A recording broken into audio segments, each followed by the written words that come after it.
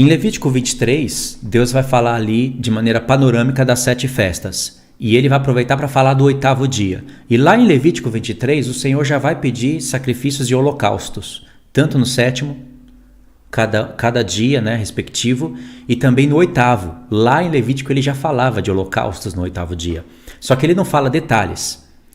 Lembra daquela live que eu mostrei, que eu dividi a tela em 4 pontos e mostrei os 4 ângulos para você olhar a festa? Era Levítico 23, Levíticos 16, onde dá um zoom no dia da expiação. O outro, eu não lembro qual que era, e um deles era Números 28 e 29. Porque em Números 28 e 29 vai falar de todos os detalhes, de todos os sacrifícios que devem ser feitos nas festas. E ao reparar isso, quando você começa a ler Números do 12 ao 40, você vai ver Deus pedindo muitos sacrifícios na terra, na festa dos tabernáculos. E é a festa onde seria a realidade dos fatos, né? E aí fica aquele mistério. Quando você está lendo isso daqui, você lembra de Hebreus 10:1. Hebreus 10:1 diz que a lei tem a sombra das coisas futuras, não a realidade das coisas. Então, se a lei tem a sombra das coisas futuras, você vai na festa dos tabernáculos e você vai ter, então, muitos sacrifícios, ao ponto de que, se você somar todos os sacrifícios das festas anteriores, não vai dar o tanto de sacrifício que Deus pediu só na festa dos tabernáculos. Isso seria curioso, porque se a lei tem a sombra das coisas futuras, Deus não poderia pedir sacrifícios pelos pecados e holocaustos no 7º dia e muito menos no 8º. E ele pediu. Então, que sombra que isso está refletindo para o futuro? Que realidade que essa sombra estaria refletindo para o futuro? Então você está lendo isso e você já começa a pensar, peraí, o 7º dia, que é a realidade na festa dos tabernáculos, e Deus pedindo muitos sacrifícios, já está dando literalidade ao templo de Ezequiel e a todos os sacrifícios que serão realizados. E a quantidade de sacrifícios sendo maior, era porque as nações estariam participando disso, tendo em conta todo aquele ensino. Não são os sacerdotes glorificados que fazem sacrifícios literais, não tem nada a ver pelo pecado da igreja, né? A obra de Cristo já foi concluída, são os sacerdotes rebaixados que fazem o sacrifício a favor das nações, segundo todos aqueles modelos, né? Todos aqueles detalhes.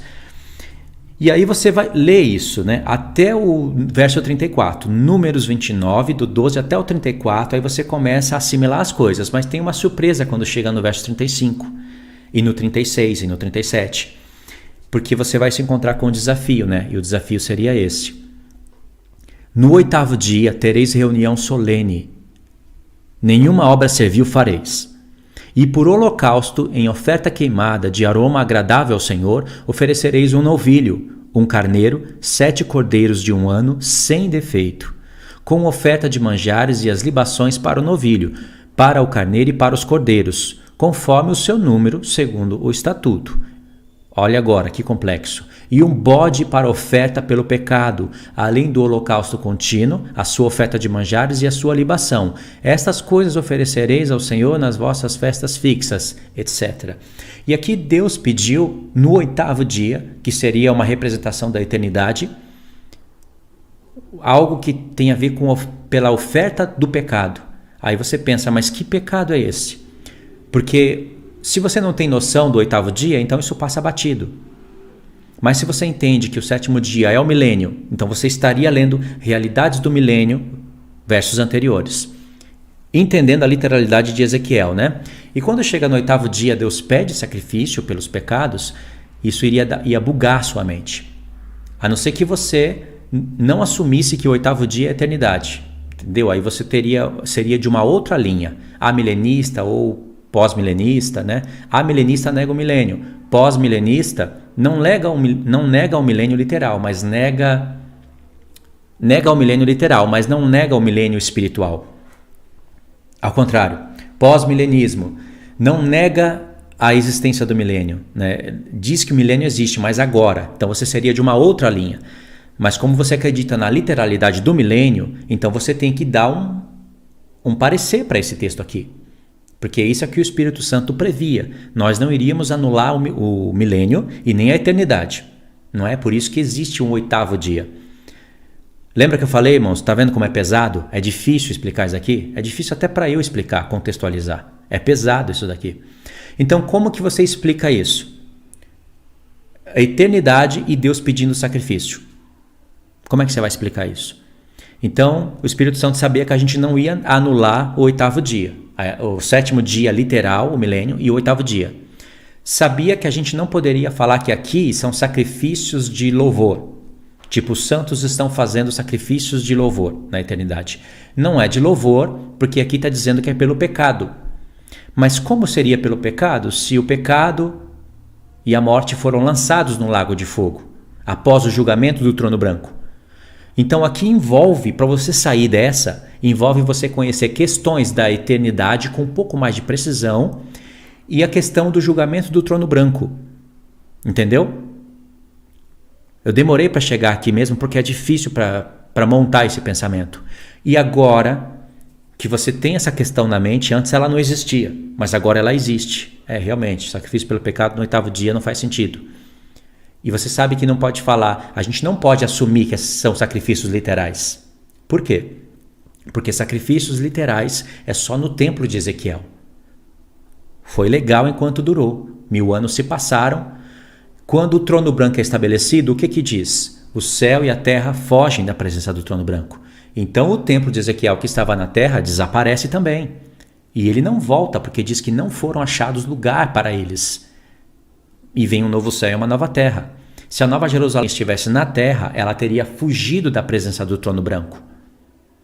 Compreenderam? Então, se o céu e a terra fogem da presença do trono branco, o milênio passou. Não pode ser sacrifícios ali. Como que vai se concluir? Como que nós vamos fechar agora o holocausto e o bode como oferta pelo pecado no 8º dia, no trono branco? Irmãos, não significa que no 8º dia o trono branco vai estar lá estabelecido e Deus vai falar, traz um bode, 7 cordeiros.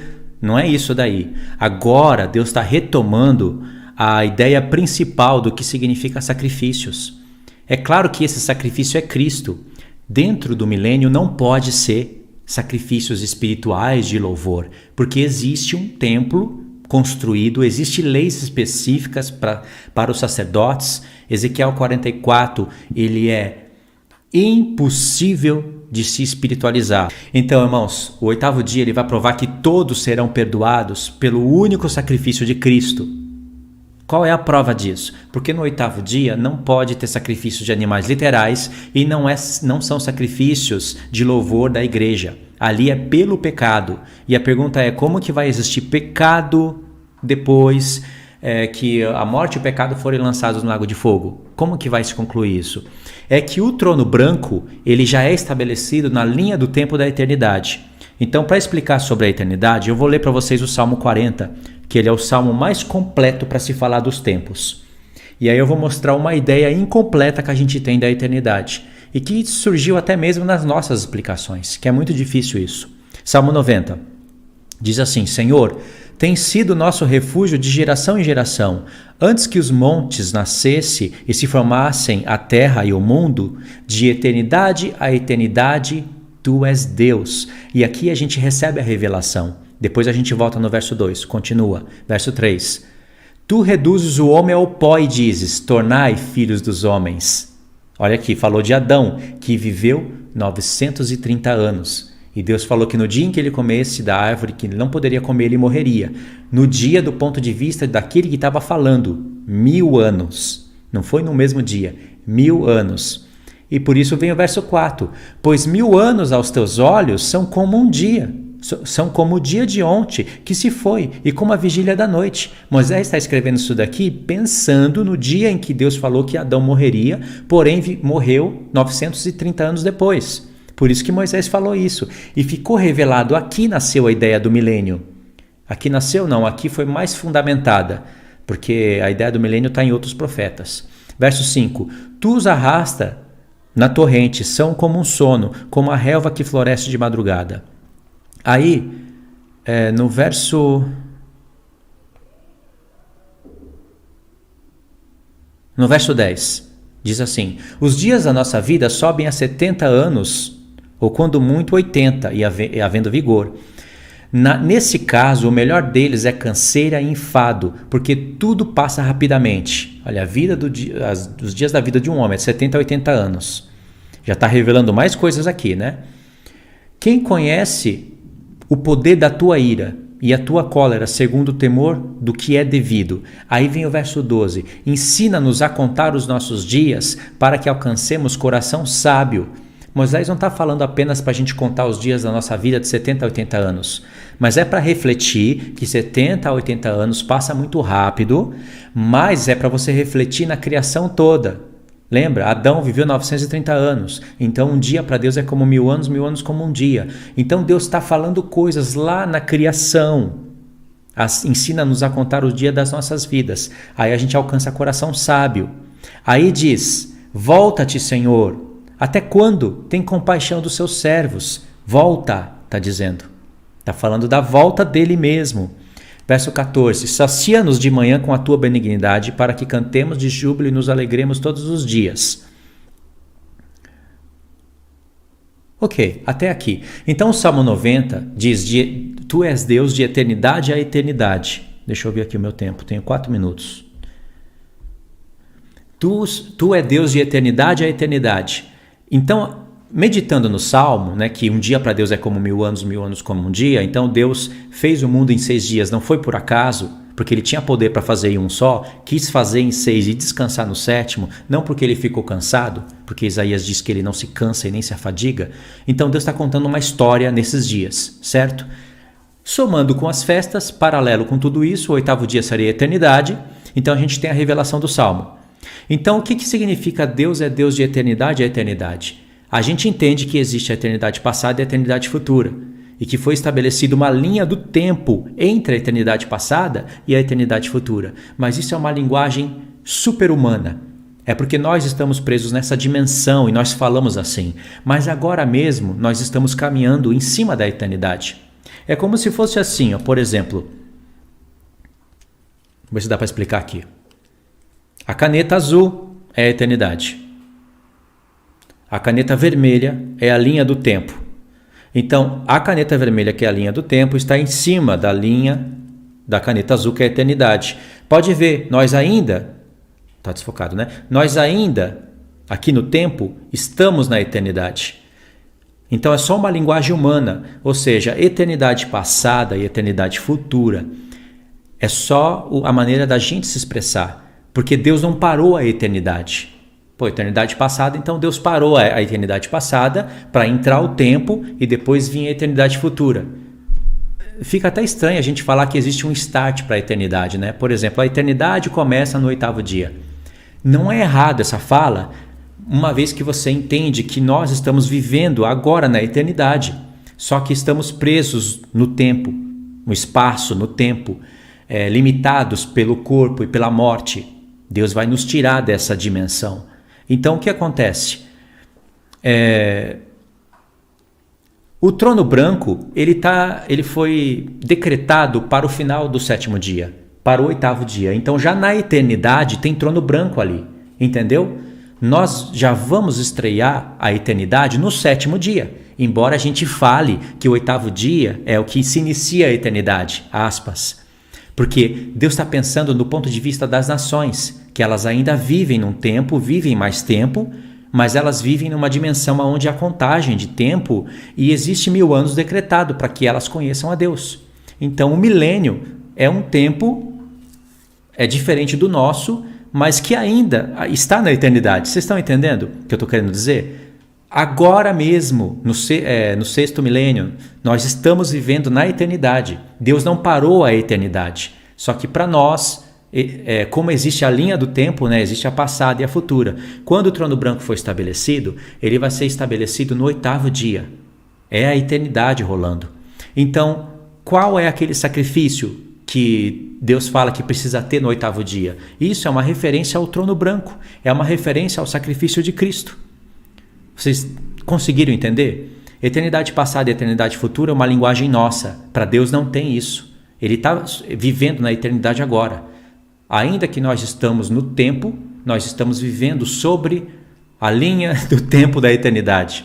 Entendeu? Agora mesmo é eternidade, só que estamos presos no tempo. Quando o trono branco for estabelecido, não vai ter diferença para a gente, já vamos estar na eternidade. E ali se cumpre o sacrifício de Cristo. O sacrifício que está representado naquele bode, naqueles carneiros do 8º dia. Não pode ser sacrifício literal, não são sacrifícios espirituais de louvor. Entendeu? Então, tendo essa ideia melhor de eternidade, não sei se ficou claro, senão alguém vai ter que recapitular, aí se explica o porquê daquele sacrifício no 8º dia. Compreenderam? Com a mentalidade do Senhor, a gente sabe que agora é a eternidade. Deus não pausou nem o passado, nem o futuro. Ainda estamos vivendo num tempo que é a eternidade. Só que presos no tempo.